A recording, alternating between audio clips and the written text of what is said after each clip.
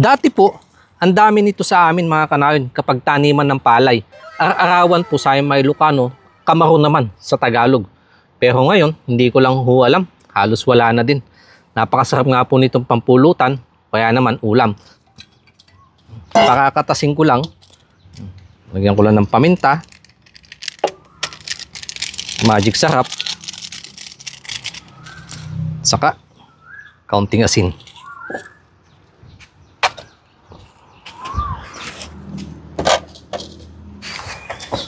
Piniprito lang ho yan nila dito.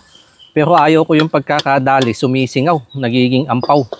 Eto ho, patutuyuan ko lang yan ng katas hanggang sa masangag. Natuyuan na po ng katas. Lagyan ko lang ng kaunting pampainit na sili. Saka, piprituhin ko na po sa mantika. Now,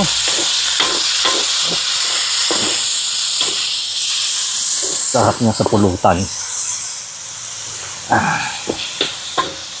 Labas na ang baso.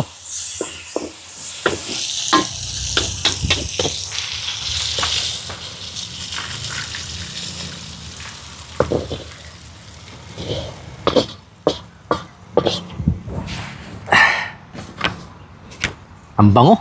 Ayan po.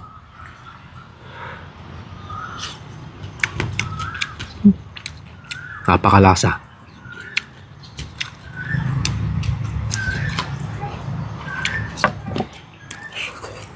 Mas masarap po ito yung gantong dinadampot-dampot lang.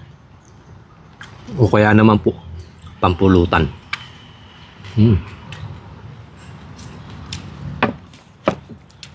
A few moments later. Sinangag ko na lang po ulit ito para mainit ng kaunti. Dahil mas masarap ng kapares niyan, yung ganito nagpapawis na beer, kaysa po sa kanin. Cheers mga kanayon!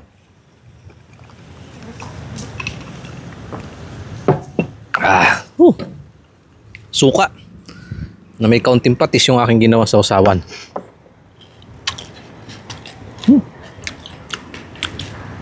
Sarap. Sarap po magpagabi pag ganito yung pulutan. Yung nga lang, walang ka-jamming. Kaya baka wala ka diyang ginagawa, daan ka muna.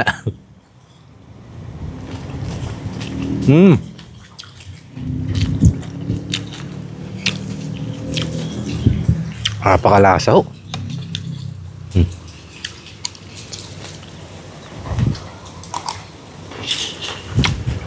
Hop.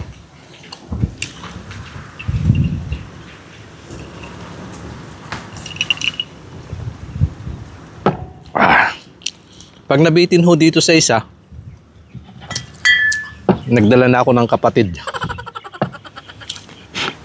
Dahil hindi lang po itong kamaro, meron pa akong tikling. Ang ganda din naman pagkakaprito. Parang lechon. Ang kinis ng kanyang balat.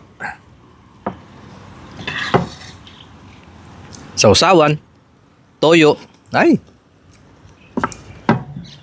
Kahit walang kakwentuhan, pag ganito ang pulutan, mahaba-habang usapan.